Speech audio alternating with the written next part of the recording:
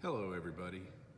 My name is Ian Brody. I am the professor, the lecturer, whatever you want to call, instructor for Folk 2101 Cultural Heritage of Cape Breton. Welcome. This is not the way that we would have liked any of this to happen. I know faculty are not too keen on what has happened.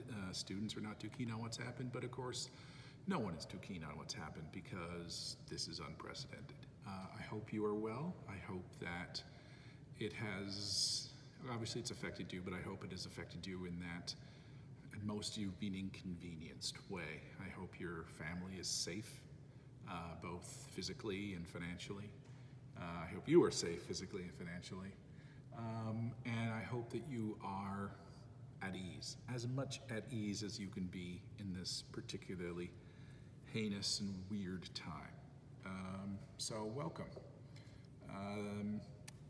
What to talk about? I guess the first thing is, some of you might have taken courses with me before, some of you might not have, that's okay. This is a course in, as the title suggests, Cape Breton Cultural Heritage.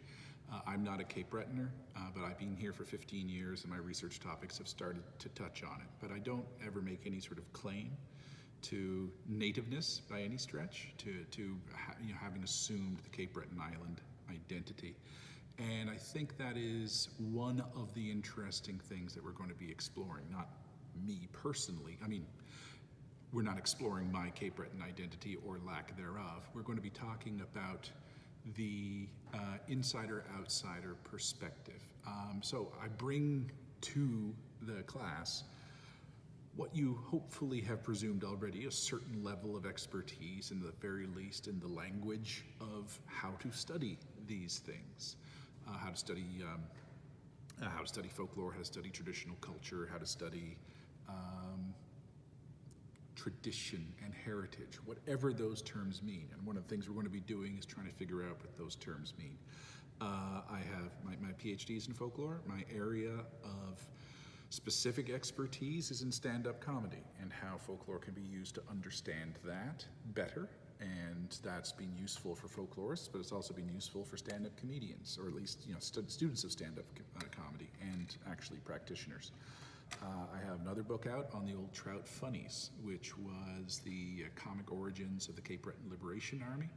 It was an underground comic that came out in the 1970s and then became a series of annual posters, wall calendars. And it was born out of sort of 1970s insurgency spirit that saw legitimate things like the Symbionese Liberation Army and the Palestinian Liberation Organization and the Front Libération des Québécois, but it put it through a comic Cape Breton filter. And so both of those books are probably available at your local library. And I do a whole bunch of other stuff as well. I won't talk to you too much about that. I'm sure we'll discover ourselves. We have a whole slew of readings.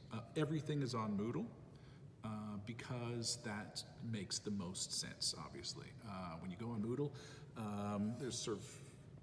there's two ways of finding the readings. Most of them are going to be click and voila, they are going to show up because I have, just to get technical, I have taken the PDF and I have loaded it up onto Moodle because it's a scan or because it's not available through the CVU library. When it is available through the library, when it is available through a database, there might be one additional step where you click and then you get a thing where you're asked to sign in. I will be, right here, I will be inserting a little video that shows you exactly how to do that. There's really only the one reading where it occurs. It's a modified version of how your face is going to look, and it's on the listing October 25th. It's Parsons Micmac Notes. When you click that, it's going to pop up Cape Breton University Library off-campus login. Maybe you have it saved already, but here's all the information, your student email ID. It's the same thing that you use to log into everything, your Wi-Fi, your email, your Moodle, anyway. So just use that basic stuff, hit login, and then that'll take you directly to JSTOR. Let's make this wider, and then lo and behold, you have the thing that you were looking for. Wasn't that fun? We will figure that out, and you'll have the readings. Basically, there's a reading Well, what I've done, I mean, this is a course that I've taught before, and I have adapted it. Every time I teach it, whether I'm teaching at distance or whether I'm teaching it in person, I take the core of the course and I adapt it, throw out readings that didn't work, introduce readings that should work, introduce readings that I think are going to better illustrate the themes that I think are important in the course right now. And, you know, I'm also trying to get more inclusive in my authors and more inclusive in the subjects that I actually cover. So, you know, there's always this period of adaptation. And so, you know, the course has continuity over time, despite the fact that it's individual each time. So I want to talk to you about due dates before I go back to talking about readings, because one of the ways that the course is going to be set up is that this is a really weird semester, obviously. And so rather than say we're going to cover this on this day, this on this day, this on this day, the semester is basically going to be go at your own pace. If you have nothing else to do, you can more or less blast through this entire course in a couple of weeks. Everything will unlock. You do the first set of readings, you do a reflective piece on that. When you submit that, then the next set of readings go up. So you can't like sort of work ahead. There's a fairly linear structure, but more or less you can go at your own pace. There's a couple of times when I hit the brakes because I want to talk to you about your first assignment and your second assignment, but that's basically it. So things, you know, there's, I can't remember the precise number, 5 or 6 or 7 different little units, and you'll progress through them one at a time, and everyone will be happy when we do. All I really say is that the final due date is December 14th.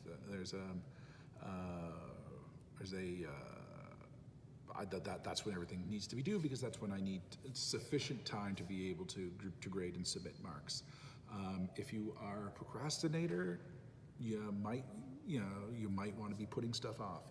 But more than anything, there is a pace, and you could do like the regular amount of work per week and follow along, or you can otherwise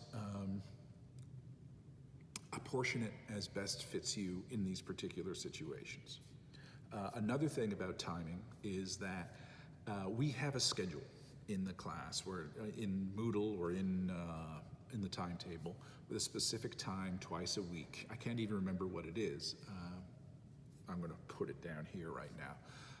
But I just wanted to leave those there for the occasion of us wanting to meet as a group, or of people wanting to meet as a group. Then you can sort of apportion it out. If I say, hey people, if you want to get together, we're going to do it at, I think it's Tuesday, Thursday. We're going to do it at Tuesday, Thursday at this particular time. Then it's like, okay, at least I know you're not going to be in conflict with other courses that you are signed up for. We're not going to do that too often. I am going to leave those open. I haven't decided precisely which, probably either the Tuesday or the Thursday, and that'll basically be my dedicated drop-in hours. I'll crank up Zoom, the schedule for Zoom, the link for Zoom is going to be right on the Moodle page. I'll crank that up. I'll be sitting there. You can join, you can not join, whatever. But I'll be there, and an impromptu class might break out. It's not even necessarily going to be tied into the purported reading for that day. So getting back to the timing, the issue is that the course is more or less, as I said, meted out the way a 12-week semester would be meted out. You can set it at your own pace. But I still sort of, in my heart of hearts, I kind of have this basic way of operating where every class is, you do a reading, you come to class, you talk about it, you go away, you do another reading, and that's how the course progresses. And so it's kind of still timed in that way, because the next time I do this class, I'm going to take this version of it, tweak it again, A, for face-to-face, B, to get rid of readings that didn't work, to bring in the same process I just talked about, and I'm going to be able to overlay it on a 12-week semester platform. So that's it. Remember, folklorists love talking about the idea that there is continuity over time with the way this thing is applied, and then the individual performances thereof. So just leave it at that. So anyway, that's what we do. We do a whole bunch of cool readings. You're going to have a, I'm going to pause.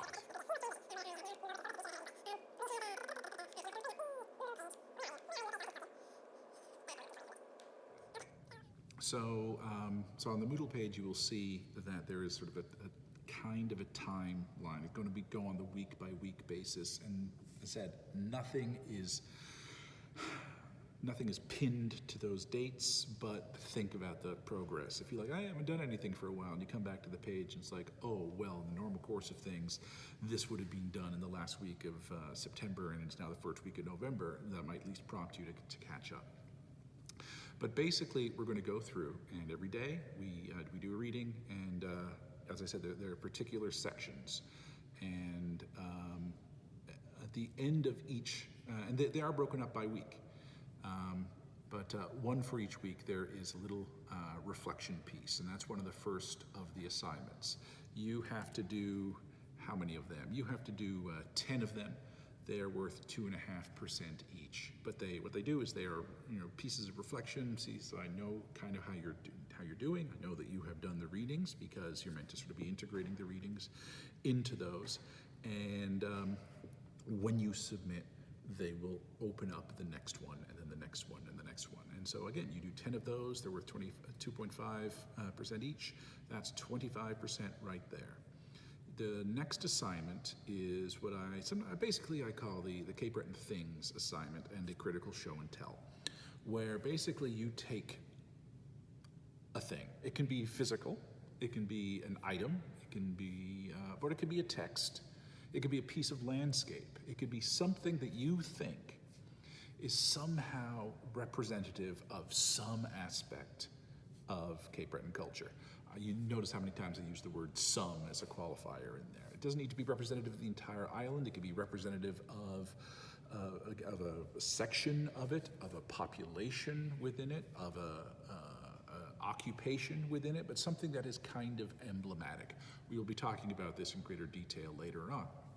And one of the things that we're going to do is I'm going to have a one-on-one meeting with you, virtually, obviously, socially distant, and you're going to say, hey, I'm thinking about this, and then I say, that's great, or you might want to think about this, or, we'll negotiate, but then, blah. And that's something where you don't submit until we have spoken. So again, that's one of the breaks that we have on the semester.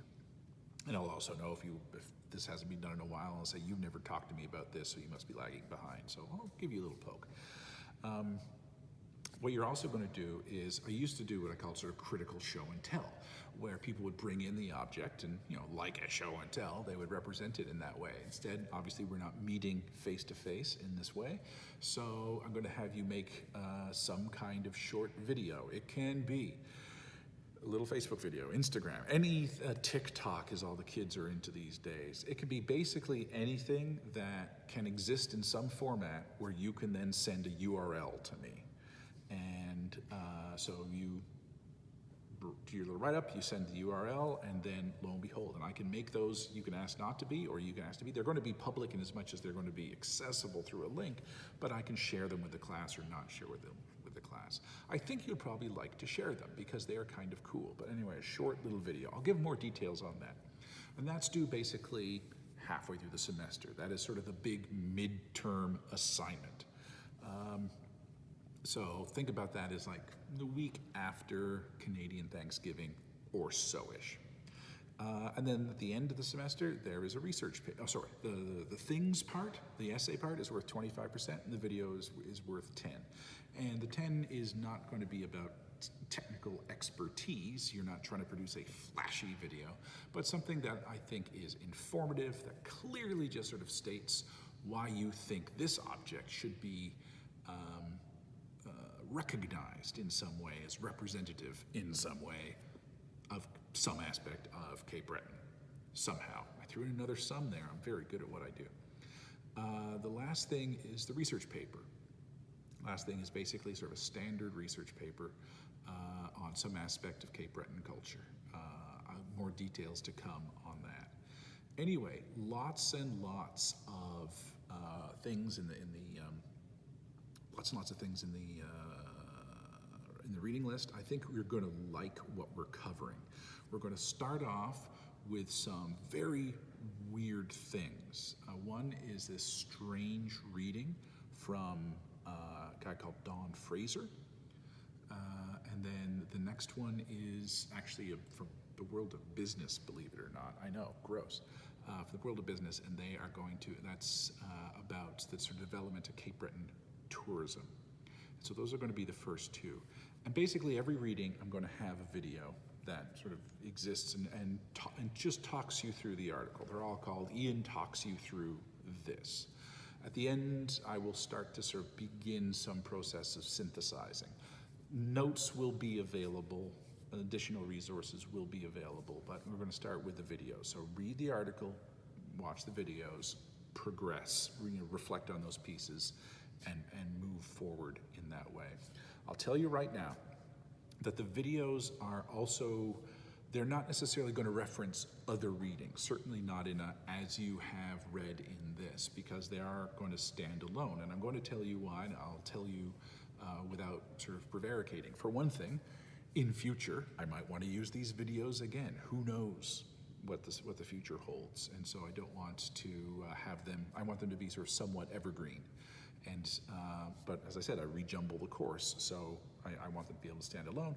And the other thing is that in this current crisis, many other folklorists and I are sort of collaborating, or at least we are using each other's online resources to help with each other's classes. And so I'm going to be creating these things that are hopefully going to, again, sort of stay evergreen. So if anyone ever wants to talk about Bert Feintuch's article, they have a description of Bert Feintuch's article in a video that they can show to a class, or someone can just, out of pure curiosity, can come across it. So that is what that is doing, and I just wanted to make sure that you knew that. I'm going to pause right now, because now I'm paranoid that I haven't hit record.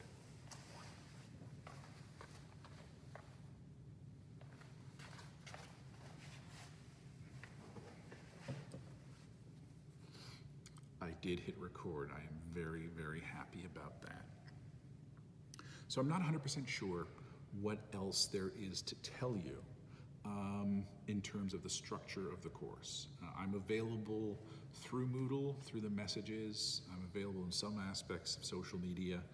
I'm ask around, and I'm pretty good with students. Ask faculty, they hate me, but students seem to like me, and there you go.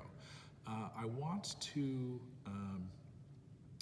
I just want to sort of answer a couple of questions about what folklore is, because many people might not have ever taken a folklore course before, and many people might be thinking that that the course is going to be roughly a fairly nostalgic walk through quaint aspects of Cape Breton culture, and nostalgia and quaintness are part of it. I don't think there's actually anything wrong with those as modifiers. I don't think there's anything wrong with those as things in culture to celebrate, but that isn't necessarily what we are doing. Folklore had its origins as the study of exactly the kind of thing that might be in the popular connotation of folklore. Old-fashioned, quaint, rural, unlettered, pre-modern things that were still somehow being practiced by them, by the folk themselves. And one of the distinguishing characteristics of the folk, largely, is that they are not us. That is sort of one of the key things about thinking about how folklore used to be understood. And then over time, it was recognized first by North American folklorists when they saw that this wasn't simply stuff that was a holdover from the past, because as they were looking at the European populations that had settled in North America, there were clearly songs and stories that those populations had brought over with them through migration, and then there were new songs and new stories that had to do with this. And so it's like, well, this is a post-contact, this is a post-literary age and post-literary group. And so, so this is a process where new things get generated. And so the idea that folklore doesn't necessarily, that the stuff of folklore doesn't necessarily need to exist from some kind of time before time was quite radical. And then it was noticed that not only does it happen in the rural and quainter subsistence economy parts of the country, or the countryside, but that it actually also happens in cities, and that there was folklore of modern occupations, like like factory workers and linesmen and cowboy is probably the most obvious example. New occupations that didn't have precedent in the old world, but they still had stories and slang and song and all these. Oh, okay, so it's not just simply this kind of economy; it's this kind of economy as well. So the idea that folklore existed in the cities was kind of a remarkable thing, and then the idea that it was also something that was practiced not simply by people who didn't have access to literature or were non-literate or whatever, or were fundamentally different because of socioeconomic status, but like the middle classes had it. They had traditions, clearly, and they had stories and songs and jokes and all these kind of things. And so they continued, so it's not the exclusive domain of this kind of people, that everyone basically does this. So it's the study of informal culture. Now, the thing about the Cape Breton course and how I framed this over the years and why we start with the strange things of like Don Fraser's pamphlet and why we start with that business article is because Cape Breton is an interesting hotbed. For one thing, disavow yourself of the idea that Cape Breton is unique in the fact that it has tradition and everywhere else doesn't care about their tradition. That is a conceit. People will often say, well, that's and I say, I teach at Cape Breton University, what do you do? Folklore. Oh, well, this is an excellent place to do it. It's like, yes, this is an excellent place to do it, but other places are excellent as well. Folklore exists everywhere. What does make Cape Breton, not unique by any stretch of the imagination, but a distinct laboratory, is that Cape Breton has, for the past at least, I'll start by saying like 80 years, and certainly in the past 40 years, has started recognizing its folk traditions, its heritage, as a potential commodity, as something of value that can be expressed to outsiders as something worthy of study, something worthy of contemplation, something worthy of the tourist gaze. So the idea, as I said, that Cape Breton is a unique place for this is very much a conceit, but it's a successfully wrought conceit. So people can come here, and people are encouraged to come here to celebrate Cape Breton's heritage and traditions and culture. And so much of what the course is, not all of it, but a lot of what this is about that tension that exists between what happens when you have heritage and culture as something that is now of value. And it wasn't always of value. I mean, it was something that the people might have celebrated, but was certainly subservient or subsidiary or secondary to the real economy of coal and steel. If you look at interesting tourism advertisements and brochures and photograph books and things like the late 19th and early 20th centuries, the landscape, because landscape has always been there, and industry, the amount of times they would have pictures of mines and the steel plant and so on. They weren't really sort of celebrating the cultural aspects of it. It was really only subsequent to, well, the Depression was probably the first time, and then the collapse, the beginning of the collapse of coal and steel in the late 60s and early 70s, where you started to see heritage taken up as a thing that we can build an economy around. So this course is very much about that one tension, and then the fact that, but there is still, I don't want to say actual because it implies this dichotomy between authentic and commercial, and I think even that dichotomy is too strict. But you have the stuff that gets presented because people are aware that other people are going to find it interesting, versus the culture that people practice every day. The culture that is sort of their lived experience as opposed to their reflectively lived experience is kind of a cool thing to think about, because if you are from here, I mean, basically everyone in the class is of maybe three potential categories. Either you are from here, you are a Cape Bretoner, Or you are not from here. You are an international student, for example, or you are from elsewhere in Canada, and you came to the university for the university. Or there is that sort of intermediary category of people who have roots here but are not from here, like they weren't born here and they have come back here in that kind of diaspora return, the sort of temporary reversal of out-migration.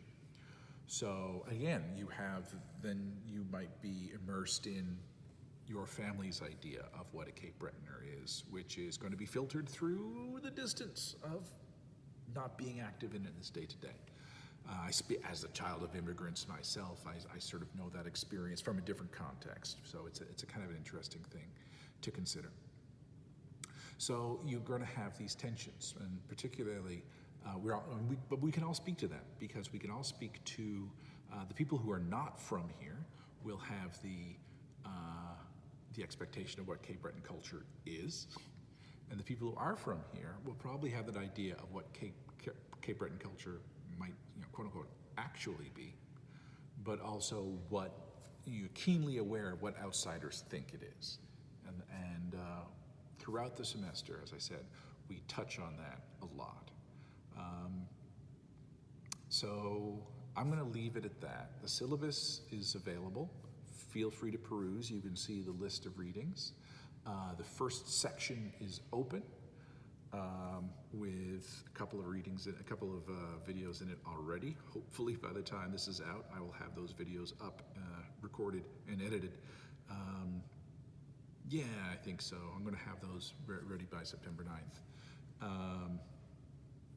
Which, is that the first day? Sure. Anyway, I'm going to have these ready by the ostensibly first day. And I'm here. And I'm glad you are here. I am available for any kind of quote-unquote drop-in my virtual office. And I will be you'll be seeing an awful lot of me. I will be seeing some of you, little bits of you, and I don't know exactly if I'll see you as a collective. Oh, if there are times when I say we're going to have a class, and it's going to be on Zoom, and it's going to be at this particular time, that is still an open invitation. It would be really good if you could be there, but if you can't, that is fine. I'm going to have a couple of sort of basic ideas about Zoom. I think it would be useful if I can record those, record the sessions for people who aren't present to them, and then we can continue, then they can have access to them. One of the things I'll tell you right now is that you never need to show your face if you don't want your face to be shown. I'm going to have a link to how to put a customized picture in your Zoom profile so that it's not just your name. But I don't want anyone to feel uncomfortable either about having their face out there at all, let alone something that is recorded. If I do have the Zoom recordings, they are going to be kept intensely private. They're not going to be accessible to the grand population, unlike the videos, which are going to, the videos about articles, which are going to be in a slightly more accessible realm. I don't know if I have anything else to say. I'm not supposed to be in the Great Hall without my mask, but it's like 6 o'clock on a Wednesday or a Tuesday night, so I think I'm safe. I'm going to stop now. Again, I really do hope you're well. I hope you enjoy the course. I'm available. Moodle is open. This will be fun. This will be doable. And yeah, we'll get through this together. All right. Peace be with you all.